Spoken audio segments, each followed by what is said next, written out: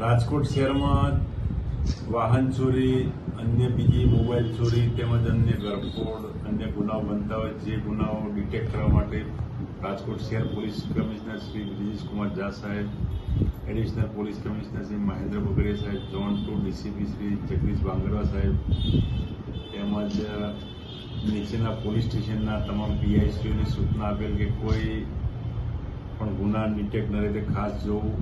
જે બાબતે એ division police station ખાતે આજથી 25 દિવસ પહેલા પેલેસ રોડ ઉપર એક એક્ટિવા ચોરીનો બનાવ બનેલ, જે ગુનો દાખલ થયેલ. જે બાબતે સરેન્દ્ર માણસોને બાતમી મળેલ કે એક વ્યક્તિએ મહિલા અંડરબ્રિજ પાસે એક્ટિવા ચોરી કરેલું છે, જે લઈને નીકળવાનો છે.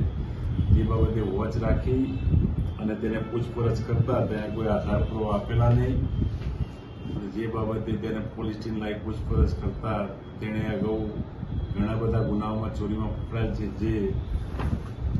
જેનું નામ છે નવગણ ઉર્ફે નગો રામજીભાઈ સાડમિયા, સાલખડા ગામનો છે, ચોટીલા તાલુકાનો, જેના વિરુદ્ધ 18 ગુનાઓ છે ચોરીના તેમજ અન્ય મારામારીના ગુનાઓ.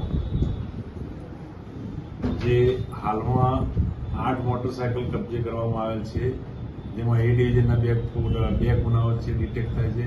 માલવીયાનગર પોલીસ સ્ટેશનનો એક ગુનો, બરોડા પોલીસ સ્ટેશનનો એક ગુનો અને બી ડિવિઝન પોલીસ સ્ટેશનનો એક ગુનો. તેમજ અન્ય એક ગેરેજવાળો ઈસમ અને અન્ય એક એને મદદગારી કરતો ચોરી, એનું નામ અશોક ઉર્ફે બાવ ભીખાભાઈ જખાણિયા, નાકરાવાડી કુવાડા રોડ, રાજકોટનો રહેવાસી છે. જે ગેરેજવાળો છે એનું નામ વિજય સુમાભાઈ વાઘેલા, જે દૂધસાગર રોડ ઉપર એનું ગેરેજ આવ્યું. ત્યાંના થતી સ્પેર પાર્ટ તેમજ અન્ય વસ્તુઓ પણ મળેલી. અને આ નવગણ વખતે નગો બાઇક ચોરી કરી તેના અલગ અલગ સ્પેર પાર્ટ વેચી અને અન્ય ગેરેજોમાં પણ વેચતો. જે શિવનગર ગ્લેન એન્ડ ચોકડી પાસે આવેલ બંગાળિયાઓ છે, 2 બંગાળિયા, ત્યાં પણ અમુક સ્પેર પાર્ટ વેચી હોય. એ સ્પેર પાર્ટનો બધો કબજે કરી અને હાલમાં તપાસ ચાલુ છે.